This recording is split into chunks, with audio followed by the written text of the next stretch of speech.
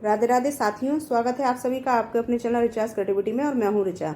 साथियों, आज हम बीएड में 9th क्लास का एक साइंस से संबंधित एक जीव विज्ञान के अंदर जो हमारा टॉपिक यानी प्रकरण है मानव पाचन तंत्र, तो इससे संबंधित एक लेसन प्लान लेकर के आए हैं।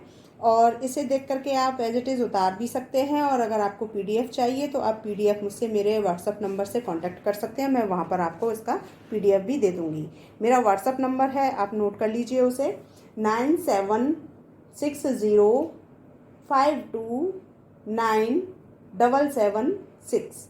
ये वीडियो अगर आपके काम की है तो आप इसे उतार सकते हैं, और आगे आपके जो भी जानने वाले हैं, जो आपके साथ के हैं, वहाँ पर अगर इनकी आवश्यकता है तो वहाँ पर इस वीडियो को शेयर कर दीजिएगा, ताकि उन लोगों का भी भला हो सके।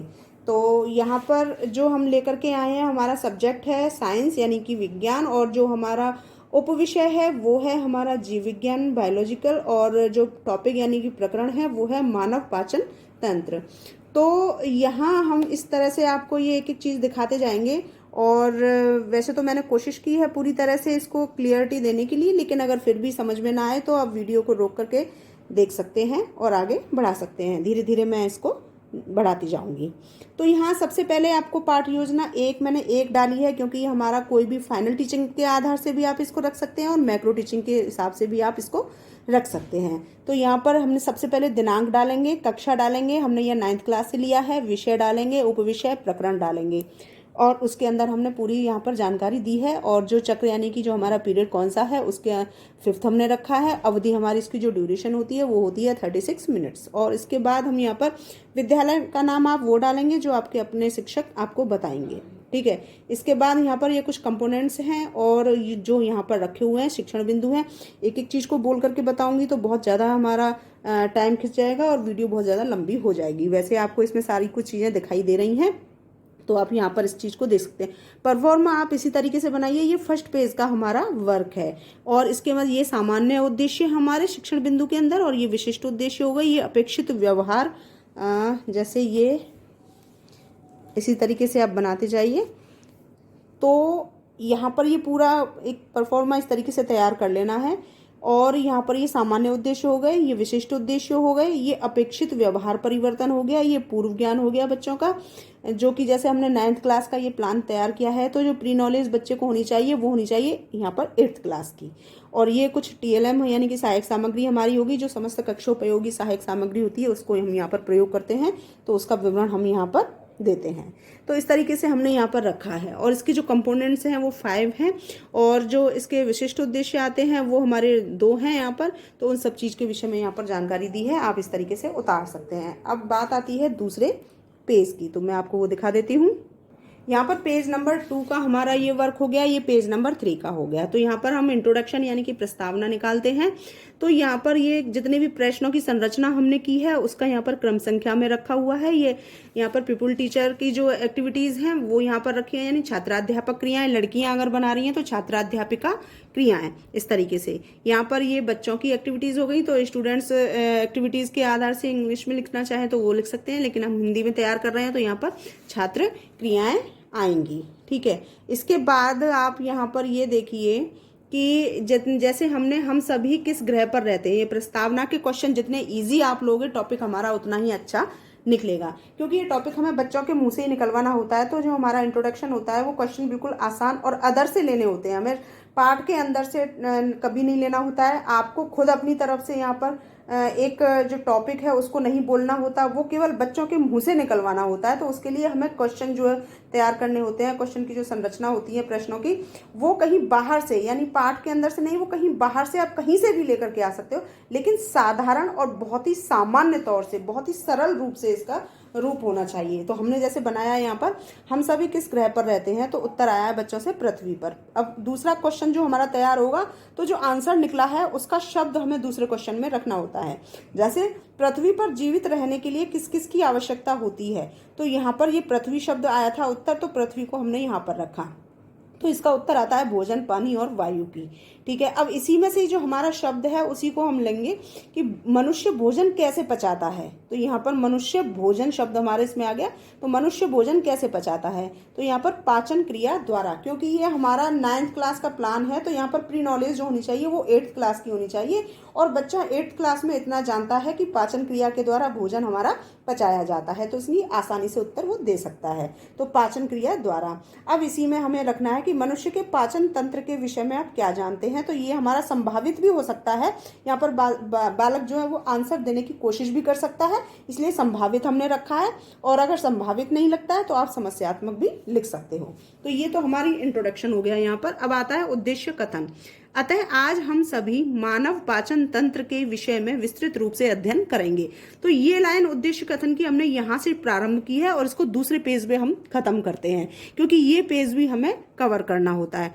अब यहाँ पर इसी से सहायक सामग्री जो हमने लगाई है, यानी कि भोजन यानी कि पाचन तंत्र के विषय में बता रहे हैं और भोजन के रूप से हमने बताया। तो यहाँ पर हमने भोजन करते हुए ऐसा चित्र लगा दिया है जो हमारी फाइल को अट्रैक्टिव भी बनाता है और पाठ योजना भी हमें अच्छे से याद हो जाती है। यानी किस चीज की तरफ इंगित कर रही है ये पाठ योजना, वो भी हमें यहाँ पर दिखाई दे रहा है। इसलिए पाठ योजना हमने भोजन करते हुए का रखा हुआ है इसमें चित्र।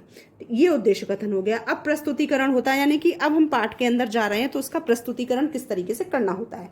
अब मैं आपको ये बता देती हूँ कि जैसे हमने यहाँ पर प्रस्तुतिकरण रखा है, तो इस पेज में भी और इस पेज में भी, दोनों पेजों में हमें जो कॉलम बनाने होते हैं वो कितने कॉलम बनाने होते हैं मैं आपको दिखा देती हूँ थोड़ा ऊपर करके। तो यहाँ पर हमने ये प्रस्तुतिकरण में जैसे एक कॉलम हमारा हो गया शिक्षण बिंदु का, दूसरा हो गया प्राप्य उद्देश्य का, तीसरा हो गया छात्राध्यापक क्रियाओं का, लड़कियां लिखेंगी तो छात्राध्यापिका क्रियाएं, और लड़के यहाँ पर जो आंसर निकल कर आता है तो वो आता है छात्र क्रियाएं। अब इसमें हमने एक कॉलम इधर से लिया है और दूसरा इससे भी ऐड कर दिया है ताकि ये पेज जो है हमें जोड़ करके रखने हैं। तो इसीलिए हमने यहाँ पर देखिए उद्देश्य कथन में भी हमने एक लाइन को यहाँ से शुरू किया था और यहाँ खत्म किया था। तो ये हमारी पूरी एक्टिविटीज दोनों पेजों को मिला करके बनाई जाती है। तो यहाँ पर छात्र ध्यानपूर्वक सुन रहे हैं, तो यहाँ पर जो छात्रों की जो एक्टिविटीज होती हैं, स्टूडेंट एक्टिविटीज जो होती हैं, उसको यहाँ पर हमें लिखना होता है। जब आप पढ़ा रहे होंगे, समझा रहे होंगे, तो वहां पर जो है छात्र क्या करेंगे कक्षा के, वो सभी ध्यान से उस चीज को सुनेंगे। तो ये विधि और प्रविधि यानी कि कौन सी विधि का यहाँ पर प्रयोग किया गया है। तो यहाँ पर आप बच्चों को एक पैराग्राफ जो है उसको समझा रहे हो तो वो व्याख्यान विधि हो गया। तो यहाँ पर हमने टॉपिक किसके विषय में समझा रहे हो, वो है हमारा भोजन। तो पहला पॉइंट जो हमारा आता है वो आता है शिक्षण बिंदु में भोजन। प्राप्य उद्देश्य कौन सा हमारा आता है, ज्ञानात्मक, यानी कि बच्चों को आप ज्ञान दे रहे हैं। तो ये हमारा पूरा एक पैराग्राफ हो गया। ठीक है। इसके बाद यहाँ पर जो छात्रों की जो क्रियाएं होती हैं, यानी कि छात्र ध्यानपूर्वक उस समय सुन रहे होते हैं, तो दोनों पेजों में मिला करके हमने रखा है। और विधि प्रविधि में व्याख्यान विधि रखा है।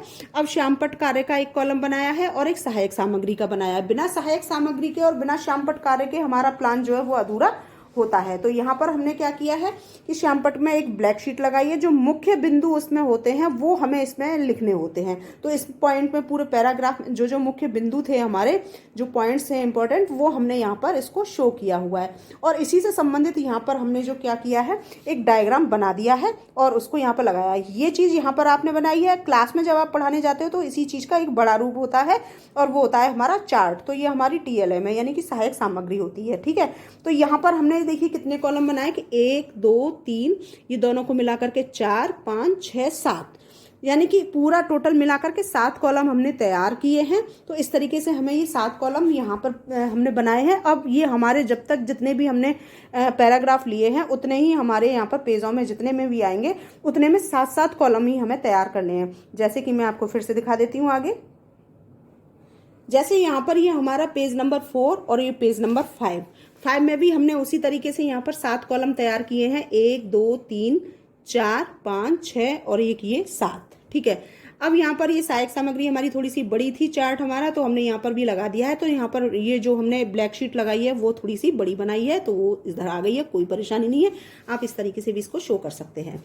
तो यहाँ पर हमने ये जो है देखिए शिक्षण बिंदु में बोधात्मक आ गया, यानी कि जो हमने पैराग्राफ लिया था पिछले पेज में उसका यहाँ पर अब प्रश्न आएंगे उसी से संबंधित। तो यहाँ पर जितने प्रश्न हमारे बन गए तो यहाँ पर हमारे 4 से कम नहीं होने चाहिए और 5 से ज़्यादा नहीं होने चाहिए एक पैराग्राफ से हमारे क्वेश्चन। तो हमने यहाँ पर ये 5 क्वेश्चन उसी पैराग्राफ से निकाले हैं जो पिछले पेज में हमने बच्चों को समझाया था। यहाँ पर ये बोधात्मक प्रश्न के नाम से जाने जाते हैं। तो ये प्रश्नों की संरचना हो गई उसी पैराग्राफ से, और उसके बाद यहाँ पर बच्चे उसका उत्तर देंगे। जो प्रश्न आप पूछोगे तो यहाँ पर ये उत्तर आ गए दोनों कॉलम को मिलाते हुए, और यहाँ पर ये विधि कौन सी कहलाएगी, प्रश्नोत्तर विधि।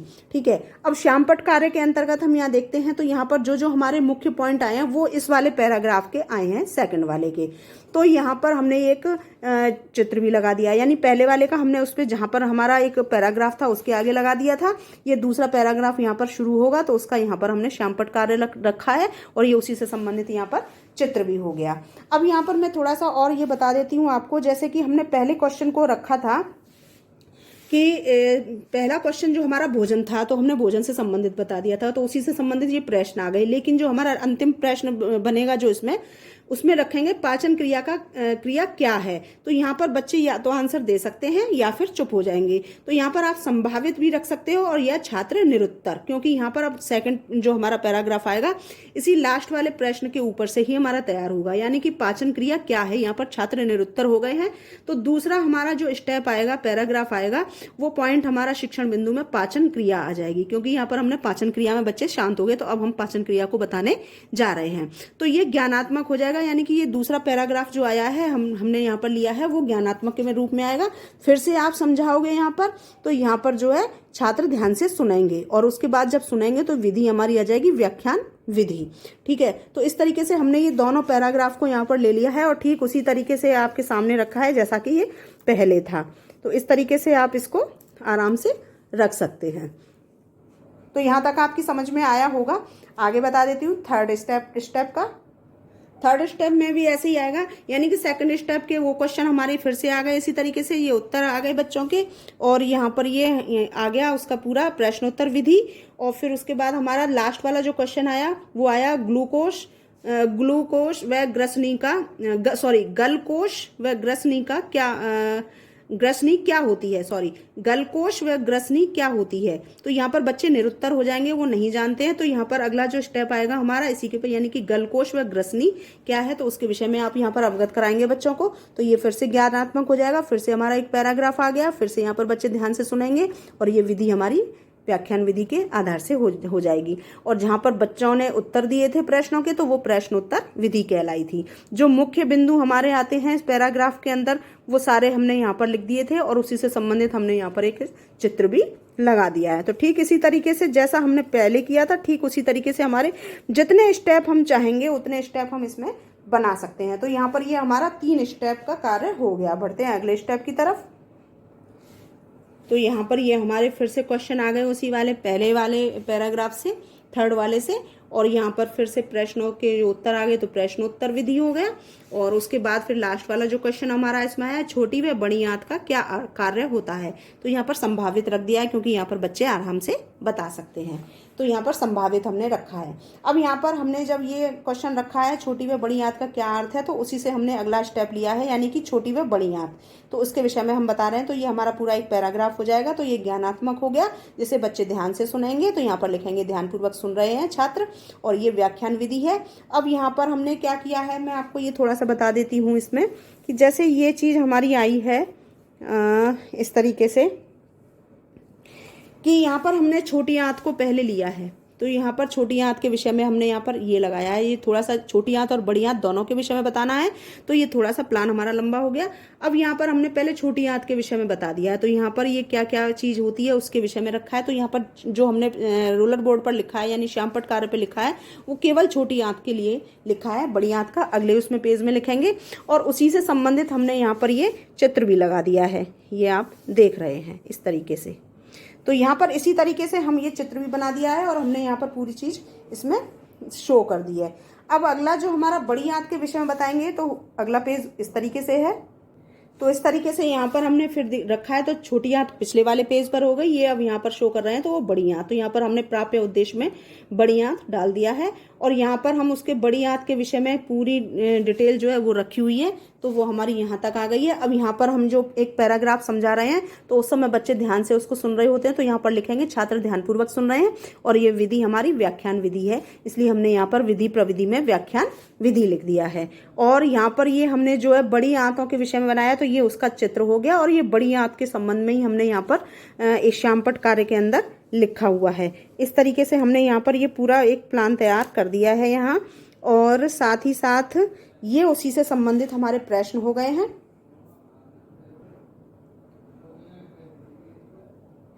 अब यहाँ पर ये उसी से संबंधित हमारे प्रश्न हो गए हैं। तो ये हमारे 5 प्रश्न आए हैं। अब इन 5 प्रश्नों को हमने यहाँ पर इस तरीके से रखा हुआ है और उसका यहाँ पर विधि और प्रविधि में देखा है, तो ये प्रश्नोत्तर विधि हो गई है।